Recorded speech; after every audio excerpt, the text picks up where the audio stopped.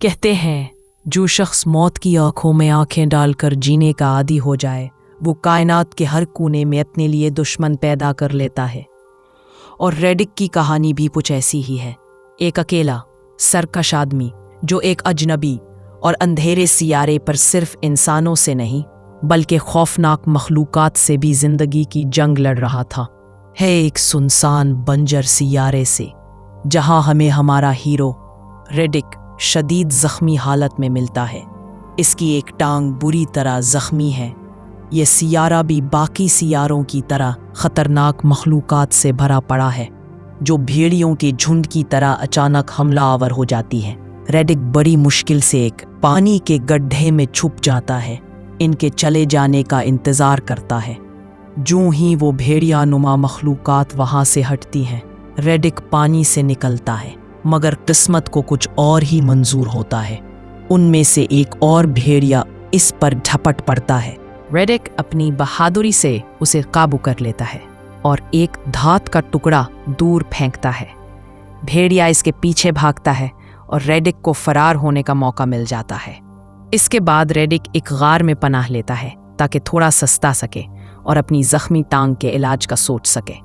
اسی غار میں ایک چھوٹا سا پانی کا تالاب بھی ہوتا ہے۔ تھوڑی دیر بعد وہی بھیڑیا پانی پینے آتا ہے، مگر اچانک کچھ زہریلی مخلوقات پانی سے نکل کر اس پر حملہ کر دیتی ہے اور اسے وہیں مار ڈالتی ہے۔ ریڈک یہ سب دیکھتا ہے اور سمجھ جاتا ہے کہ اس تالاب کو عبور کیے بغیر آگے بڑھنا ناممکن ہے، لیکن جیسے ہی وہ پانی کے قریب جاتا ہے وہی خطرناک مخلوقات اس پر حملہ کرتی ہیں۔ ریڈک ان سے لڑتا ہے، کچھ کو مار گراتا ہے، خود پتھروں کی دراروں میں چھپ جاتا ہے۔ یہیں سے ریڈک اپنی کہانی سنانا شروع کرتا ہے کہ وہ اس ویران سیارے پر کیسے پھنسا۔ فلیش بیک میں ہمیں دکھایا جاتا ہے کہ ریڈک نے لارڈ مارشل کو قتل کر کے اس کی جگہ لی تھی، مگر یہ بادشاہت اسے راس نہیں آئی کیونکہ ہر کوئی اس کی جان کا دشمن بن گیا تھا۔ وہاں کا اصول تھا کہ جو موجودہ بادشاہ کو مارے گا وہی نیا بادشاہ بنے گا۔ یہی وجہ تھی کہ ریڈک کی زندگی ہمیشہ خطرے میں گھری رہتی تھی۔ ایک بار تو ایک عورت نے بھی اسے مارنے کی کوشش کی، مگر ریڈک نے الٹا اسے ہی مار ڈالا۔ ریڈک جانتا تھا کہ یہ سب ویکو کے اشارے پر ہو رہا ہے، جو خود لارڈ بننے کا خواہش مند تھا۔ ریڈک ویکو کے پاس جاتا ہے اور ایک معاہدہ کرتا ہے، وہ اسے فوریا سیارے کا راستہ بتائے، بدلے میں ریڈک اسے لارڈ بنا دے گا۔ ویکو اس ڈیل پر راضی ہو جاتا ہے اور اپنے چند ساتھیوں کے ساتھ ریڈک کو فوریا سیارے کی جانب روانہ کرتا ہے، مگر ریڈک کو جلد ہی احساس ہوتا ہے کہ یہ سب ویکو کا جال تھا۔ وہ اسے فوریا نہیں بلکہ ایک بنجر سیارے پر لے آئے تھے تاکہ اسے ہمیشہ کے لیے ختم کر سکیں۔ ایسے میں ایک حملے کے دوران ریڈک پہاڑ سے نیچے گر جاتا ہے اور سب سمجھتے ہیں کہ وہ مر گیا۔ وہ سب سیارہ چھوڑ کر چلے جاتے ہیں اور ریڈک وہاں تنہا زندگی گزارنے پر مجبور ہو جاتا ہے۔ زخمی ہونے کے باوجود ریڈک تالاب کا پانی پی کر اور مچھلیاں پکڑ کر زندہ رہتا ہے۔ وہ اسی مردہ بھیڑیے کے ایک بچے کو اپنا ساتھی بنا لیتا ہے اور آہستہ آہستہ خطرناک پانی والی مخلوقات کے زہر کو اپنے جسم میں داخل کرتا ہے تاکہ ان کے زہر سے محفوظ ہو سکے۔ کچھ وقت بعد وہ اور اس کا پالتو دونوں صحت یاب ہو جاتے ہیں اور تالاب کو پار کرنے کا فیصلہ کرتے ہیں۔ ریڈک لڑ کر تمام مخلوقات کو مار ڈالتا ہے اور اپنے پالتو کے ساتھ آگے بڑھ جاتا ہے۔ وقت گزرتا ہے، اس کا پالتو بڑا ہو جاتا ہے اور ریڈک کو ایک گیند ملتی ہے جس سے وہ سمجھ جاتا ہے کہ یہاں انسان موجود ہیں۔ آگے بڑھتے ہوئے اسے ایک پرانا اسپیس اسٹیشن نظر آتا ہے جو دراصل مارسنریز کرائے کے قاتلوں کے لیے بنایا گیا تھا۔ اندر جا کر اسے کوئی انسان تو نہیں ملتا، مگر کھانے پینے کی چیزیں اور کچھ مضامین ضرور ملتے ہیں جن میں لکھا ہوتا ہے کہ جو بھی ریڈک کا کٹا ہوا سر لے کر آئے گا اسے بہت بڑا انعام ملے گا۔ یہ پڑھ کر ریڈک اسٹیشن کی مشین سے اپنا سگنل پورے کائنات میں بھیج دیتا ہے ताकि कोई उसे यहाँ से ले जाए। जल्द ही एक स्पेस शिप आती है जिसका लीडर सांता और इसके साथी होते हैं। वो जानते हैं कि रेडिक बहुत ख़तरनाक है, इसलिए वो अपनी शिप की पावर नोट्स को एक लॉकर में बंद कर देते हैं ताकि रेडिक इनकी शिप चुरा न सके। सांता की टीम इस स्टेशन पर पहुंचती है और एक कैदी औरत को आज़ाद करने के बाद गोली मार देती है, जिसे रेडिक दूर से देख लेता है। सांता ऐलान करता है कि वो हर सूरत रेडिक का सर लेकर जाएगा।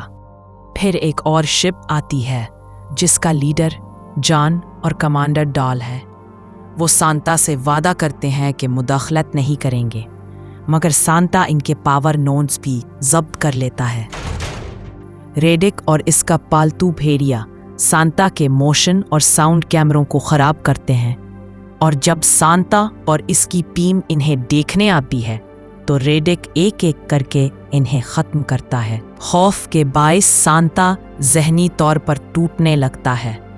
जॉन सांता के साथ डील करता है कि रेडिक को एक दिन के लिए ज़िंदा चाहिए, इसके बाद वो जो चाहे करे। आगे चलकर रेडिक इनके पावर नोड्स चोरी कर लेता है और ज़मीन में छुपा देता है। गुस्से में एक और शिप को बुलाता है, मगर मौसम ख़राब होने लगता है। रेडिक इनसे रेडियो पर बात करता है और कहता है कि तुम्हारे पास बारिश होने से पहले तक का वक्त है, फिर यह जगह जहन्नम बन जाएगी। मगर सांता रेडिक को बेहोश करके कैद कर लेता है और इसका पालतू भेड़िया मार दिया जाता है। जब बारिश शुरू होती है, ज़ेरे ज़मीन ख़तरनाक मखलूक़ात बाहर निकल आती हैं और सांता के कई आदमी मार डालती हैं। जॉन समझ जाता है कि अब सिर्फ रेडिक ही इन्हें बचा सकता है।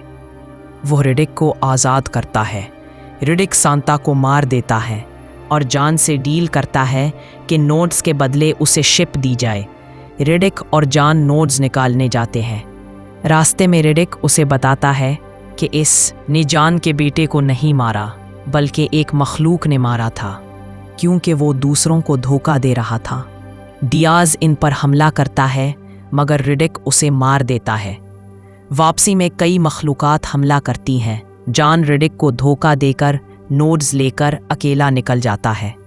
रेडिक ज़ख्मी होकर भी अकेला इन मखलूकात से लड़ता है, और जब वो तकरीबन मरने वाला होता है तो जॉन शिप के साथ वापस आकर फायरिंग करता है और उसे बचा लेता है। जॉन वादे के मुताबिक रेडिक को शिप देता है। रेडिक इस शिप से सीधा इस जगह पहुंचता है जहां करून मौजूद होता है, जिसने उसे इस बंजर सैयारे पर छोड़ा था।